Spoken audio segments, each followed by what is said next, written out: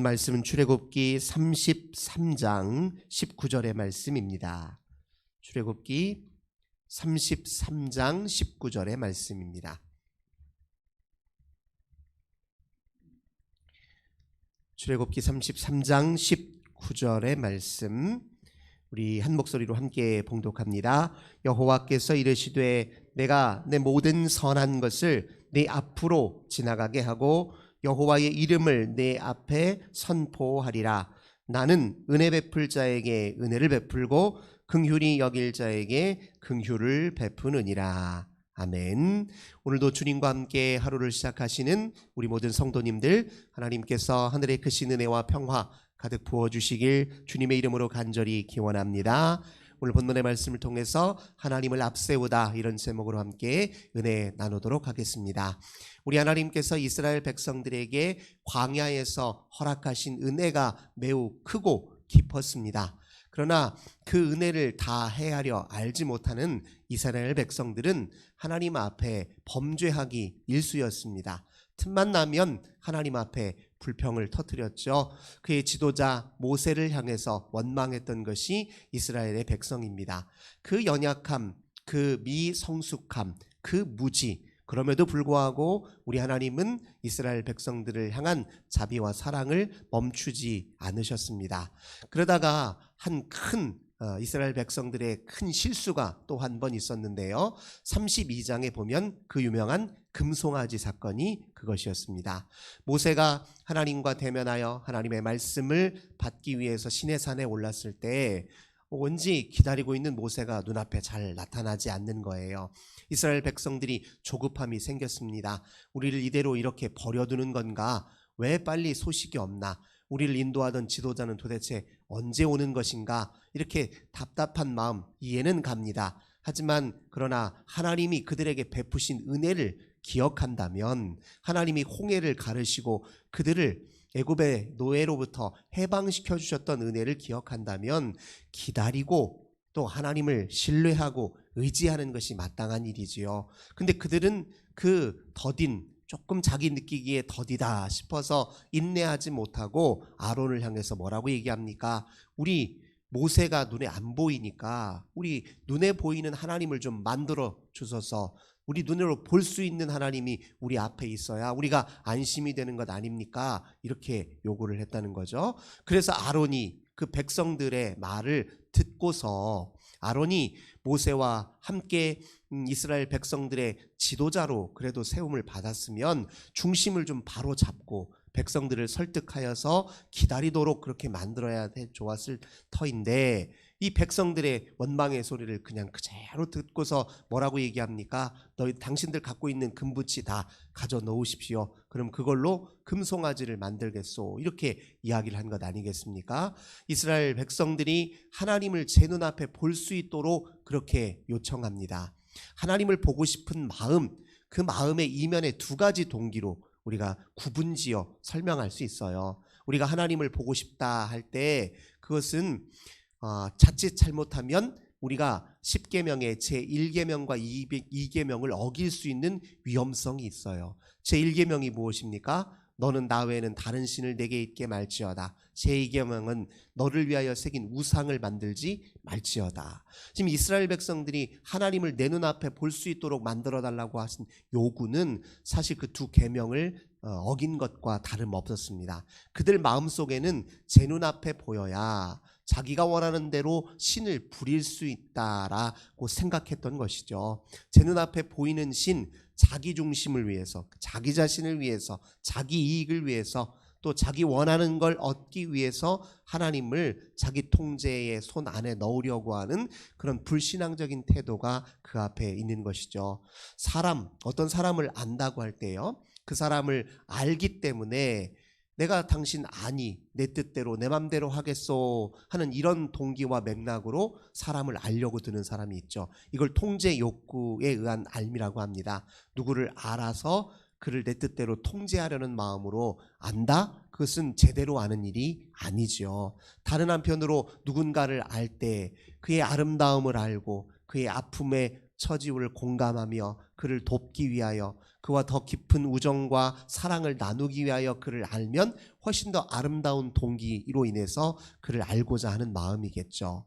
그럼 하나님을 향해서는 어떤 마음으로 그분을 알고 싶어야 하겠습니까?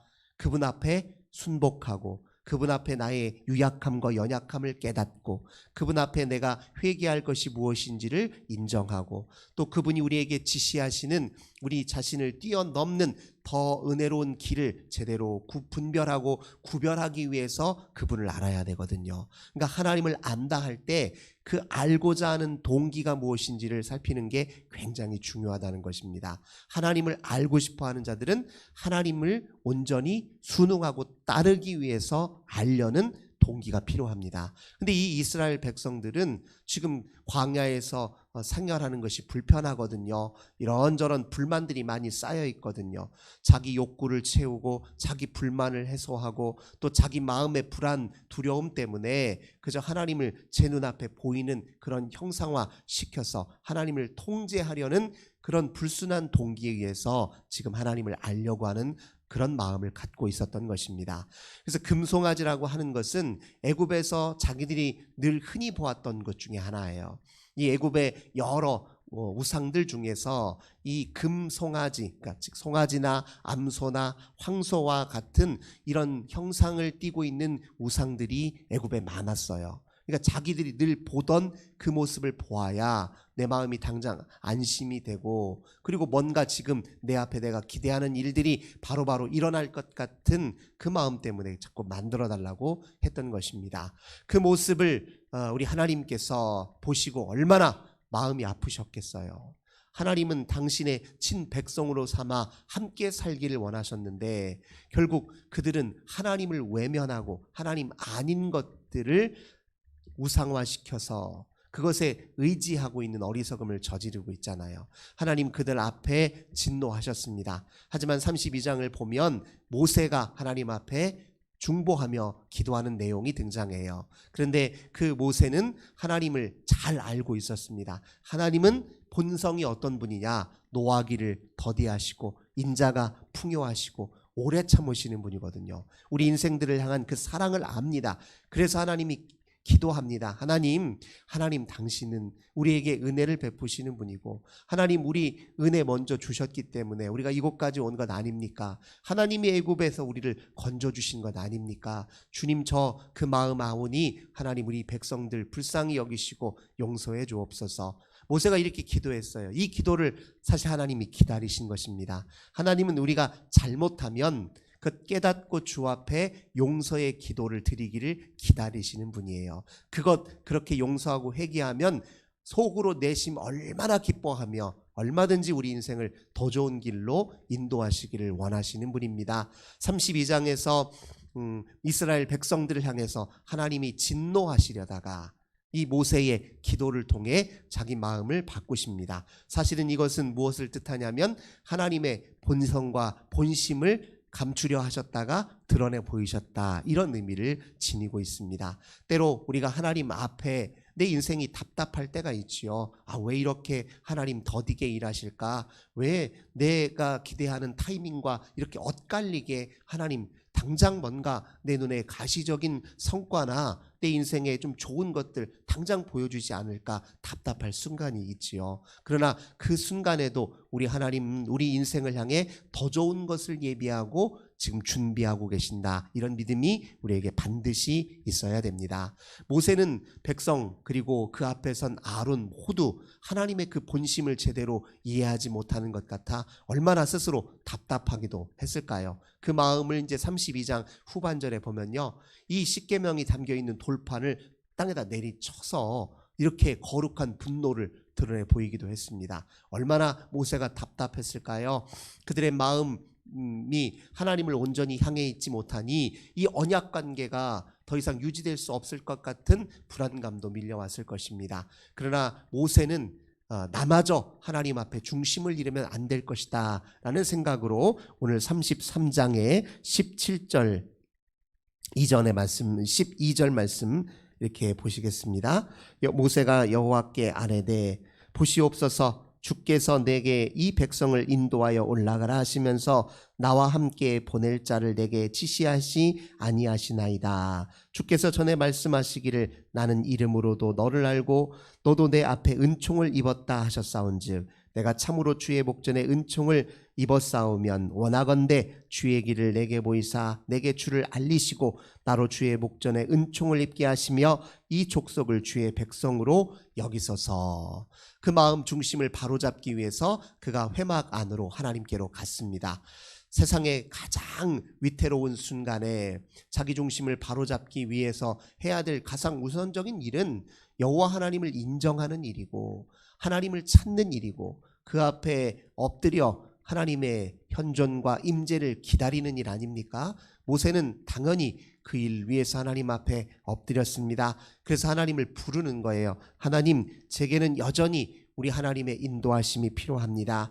우리 하나님이 이미 베푸신 그 은혜를 저는 지금도 생생히 기억합니다. 하나님이 함께 하시지 않으면 내가 어떻게 한 발이라도 뗄 수 있겠습니까? 주님이 내게 길을 예비하시고 일러주셔야 제가 제 발걸음 자신 있게 내디딜 수 있는 것 아닙니까? 하나님 앞에 지금 이렇게 기도했습니다. 그리고 하나님께서 그렇게 기도하자 14절에 이렇게 말씀하십니다. 여호와께서 이르시되 내가 친히 가리라 내가 너를 쉬게 하리라. 이것보다 더 좋은 은총의 메시지가 없어요. 내가 친히 가리라. 내가 너를 네 앞에 서리라. 네 앞에 장애를 내가 치워줄 것이고 네 앞에 공격과 위험으로부터 내가 가로막아 줄 것이고 네가 주저주저 할 때 내가 일으켜 세워줄 것이고 네가 더디다 싶을 때 내가 끌어올 것이고 네가 주저앉고 또 괴로워하는 그 순간에 내가 네 마음을 위로하여 쉬게 할 것이다. 네가 힘에 비쳐 외롭고 그리고 주변이 답답하여 넘어지고 싶은 그 순간에 내가 너와 함께 있음을 알게 하여 너의 마음에 쉼을 주고 위로를 주고 새 힘을 부어줄 것이다. 이런 믿음의 확신으로 모세의 마음을 다시 어루만져 주시는 것을 보게 됩니다. 우리 하나님은 우리가 주 앞에 겸손하게 주의 이름을 그저 형식적으로 부르지 아니하고 주의 이름의 그 무게를 깨달아 알고 하나님 앞에 믿는 마음으로 신뢰하는 마음으로 서기만 한다면 반드시 우리 마음을 어루만져 주십니다. 우리 마음의 중심을 바로잡아 주십니다. 우리를 질서 있도록 다시 우리 생을 재조정해 주십니다. 우리 마음 흔들리지 않도록 하나님께서 반드시 붙잡아 주십니다. 이 은혜를 날마다 누리시기를 주님의 이름으로 기원합니다. 모세가 또 덧붙여 기도합니다. 15절입니다. 모세가 여호와께 아뢰되 주께서 친히 가지 아니하시려거든 우리를 이곳에서 올려보내지 마옵소서. 나와 주의 백성이 주의 목전에 은총 입은 줄을 무엇으로 알리이까? 주께서 우리와 함께 행하심으로 나와 주의 백성을 천하 만민 중에 구별하심이 아니니까. 다시 한번 이야기합니다. 주님이 아니시면 제 한 발도 뗄 수 없습니다. 하나님이 함께 행하신다는 것 내가 확신에 차 있을 때 그제서야 비로소 제가 하나님 한 걸음 한 걸음 떼고 가겠습니다. 다시 한번 이야기합니다. 주님이 함께 하심이 또 주님이 우리를 구별하여 성별하심이 제 인생의 가장 중요한 동력입니다. 하나님 앞에 다시 한번 그렇게 신앙을 고백하고 있습니다. 이 세상에서 가장 두려운 일은 무엇이냐? 내 곁에 아무도 없는 것이 아니라 하나님을 잊는 일이에요. 하나님을 부정하는 일보다 더 두려운 일은 없습니다. 주님의 영이 나를 떠나가는 일보다 더 두려운 일이 없어요. 그래서 세상에서 가장 두려워할 대상은 그래서 여호와 하나님 한 분입니다. 하나님을 두려워하면 역설적으로 세상에 대한 두려움이 감소하기 시작해요. 하나님에 대한 두려움과 세상을 향한 두려움은 반비례해요. 하나님을 두려워하는 만큼 세상에 대한 두려움은 감소하고 세상을 두려워하면 두려워할수록 하나님과 관계는 멀어질 수 있습니다. 하나님을 가장 두려워하는 것, 그 앞에 떠나는 것, 그를 부정하고 망각하는 것보다 더 위험한 일은 없다. 더 위험천만한 일은 없다. 이렇게 굳게 믿고 사는 것이 우리 신앙의 본분임을 다시 한번 기억해야 될 것입니다. 그렇게 기도하는 하나님 모세에게 여호와께서 17절 또 이렇게 말씀하십니다. 여호와께서 모세에게 이르시되 네가 말하는 이 일도 내가 하리니 너는 내 목전에 은총을 입었고 내가 이름으로도 너를 알미니라. 맞다. 네가 그렇게 기도하고 원하는 그대로 나는 내게 너와 함께 있을 것이고, 그리고 네 앞길을 먼저 앞서서 준비할 것이고, 그리고 내 눈앞에 너는 늘 보배롭고 존귀하다. 내가 너에게 나의 성품을 알리고 나의 뜻을 알릴 것이다.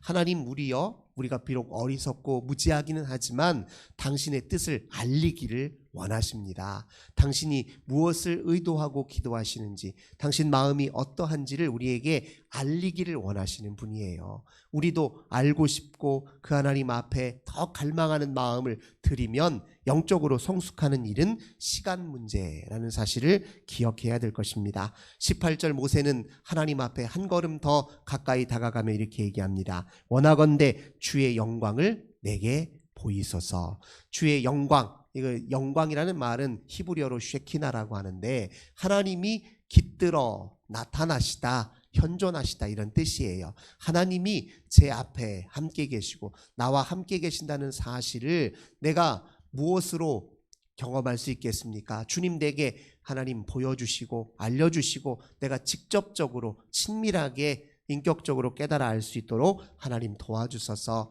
하나님 내 눈앞에 지금 보이는 이 사물보다 더 선명하게 주님이 함께 계신다는 사실을 내가 경험하길 원합니다. 그런 뜻이에요. 우리도 이런 갈망이 필요합니다. 눈에 보이는 이것보다 더 생생하게, 내 귀로 들리는 이 소리보다 더 생생하게 주님이 우리 모든 삶의 안팎을, 내 존재의 안팎을 에워싸고 계시고 나와 함께 계시다는 사실을 내가 잊지 않도록, 내가 절대 부정할 수 없도록 주의 영광을 내게 보이소서. 우리도 이런 기도가 필요해요. 사실 이 기도가 가장 중요한 기도입니다. 이것이 있으면 다른 무엇 걱정할 거 없어요. 우리 예수님 뭐라고 하셨습니까? 너희는 먼저 그의 나라와 의를 구하라. 그리하면 너희에게 필요한 모든 것을 하나님이 제때제때 알아서 주시리라. 우리는 우리의 필요 때문에 걱정을 합니다. 그러나 그 필요에 대한 걱정보다 주님이 지금 나와 함께 계신다는 사실을 깨달아 아는 것보다 더 우선적인 필요가 없어요. 하나님은 우리에게 절대적인 필요입니다. 세상의 필요는 상대적인 필요예요.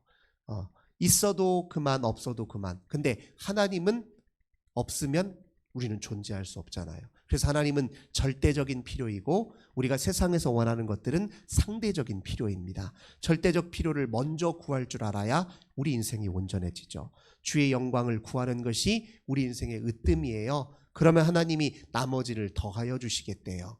우리 하나님을 먼저 찾는 이들이 하나님이 예비하신 모든 길을 맛볼 수 있는 가장 중요한 비결이라는 것을 다시 한번 기억해야 될 것입니다. 그러니 하나님이 뭐라고 19절 얘기합니까? 내가 내 모든 선한 것을 네 앞으로 지나가게 하고, 내가 준비하고 마련한 것, 나의 성품, 너를 향한 사랑과 너를 향한 의지에 의해서 내가 준비하는 것들 네가 다 볼 수 있도록, 경험할 수 있도록, 깨달을 수 있도록 내가 다 보여주겠다. 그런 의미예요.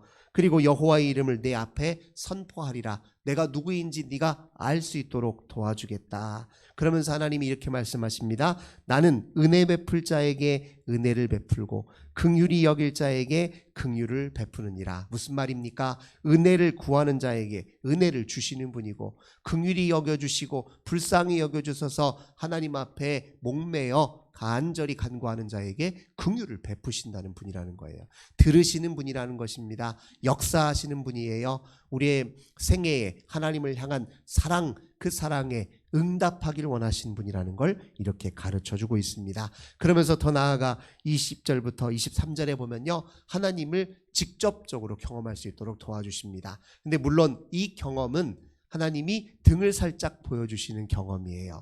왜냐하면 하나님의 이 가까움은 역설성이 있어요. 하나님은 거룩하신 분이에요. 우리와는 무한한 질적 차이를 가지고 있습니다. 우리는 그 앞에 한 줌 먼지만 또 못하잖아요. 그러니까 하나님을 가까이 한다는 것, 하나님과 질적 차이를 잊어버리면 안 됩니다. 하나님이 무한히 크신 분이지만 연약하고 보잘것없는 우리를 불쌍히 여기셔서 가까이 여겨주시는 거예요. 내가 하나님이 가까이 한다고 해서 내가 내 마음대로 그 앞에 하나님보다 하나님 편하게 생각한다고 해서 우리가 하나님을 자기중심적으로 또 자기 마음을 투사하여서 하나님을 함부로 정의 내리거나 그렇게 하면 안 된다는 거예요. 하나님은 어디까지나 위대하시고 또 무한하시고 영원하신 분이고 우리는 그 앞에 유한한 존재예요. 이걸 잊어버리면 안 된다는 겁니다. 하나님을 가까이 할수록 그 깊은 깨달음이 있어서 나는 하나님이 아니면 한순간도 온전히 존재할 수 없는 사람입니다. 이런 깊은 자각이 하나님과 가까이 하면 가까이일수록 역설적으로 나타나요.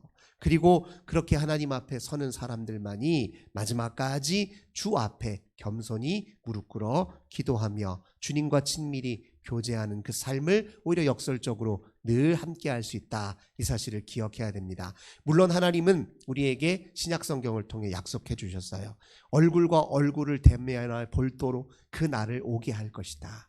지금은 등을 보이나 그러나 우리는 지금 하나님의 얼굴을 볼 만큼 준비가 되어 있지 않다는 거예요. 그건 오히려 우리를 향한 사랑이지요. 나중에 하나님이 얼굴과 얼굴을 맞대어 볼 수 있도록 하나님 우리를 이끌어 가신다라고 하는 약속도 우리가 반드시 기억해야 될 것입니다. 모세는 많은 사람들이 다 하나님의 그 마음을 잘 헤아리지 못하 외롭고 고독한 그 순간 하나님 앞에 엎드려 하나님 앞에 다시 중심을 잡았습니다. 우리도 우리의 생의 모든 순간 하나님 앞에 늘 먼저 서셔서 즉 하나님을 늘 우리 인생에 앞세우셔서 하나님의 자비와 은혜와 사랑에 온전히 머물러 사시길 주 예수 그리스도의 이름으로 간절히 기원합니다. 좋으신 주님 감사드립니다. 모세의 기도 간구를 통해 우리가 하나님 앞에 어찌 살아야 하는지 일깨워 주시니 감사드립니다. 주를 우리 삶의 생명의 절대 필요로 알고 주를 향한 간절한 마음과 또 갈망의 마음을 주님께 올려드리며 주님을 더욱 생생하게 깨달아 알기를 하나님 모세는 기도했습니다. 저희들도 세상의 것보다 주님을 먼저 구하는 믿음 갖게 하옵소서. 주님이 함께 하셔야 주님이 내 인생의 주인 되어 주셔야 내 인생의 온전함 내 인생의 최상의 것들이 내게 하나님 전개되고 또 열매 맺을 수 있음을 다시 한번 기억하는 저희들 다 되게 하여 주옵소서. 주 예수님의 이름으로 간절히 기도드립니다. 아멘. 오늘 환우들을 위해서 기도해 주시고 특별히 우리 사랑하는 청소년들이요 오늘부터 2박 3일 동안 침례 신학교에서 열리는 영성 캠프에 참여합니다. 우리 친구들 다 하나님 만나도록 도와주셔서 성령 충만하도록 도와주셔서 말씀 앞에 하나님의 비전을 보고 하나님 그들이 아름답게 하나님의 백성으로 거듭나는 시간 되게 해달라고 기도해 주시기 바랍니다. 다음 주에는 또 우리 청년들이 또 영성 캠프에 참여해요. 우리 교회의 다음 세대들 하나님 앞에 아름답게 든든히 세워질 수 있도록 기도해 주시기를 부탁드리겠습니다. 함께 기도하겠습니다.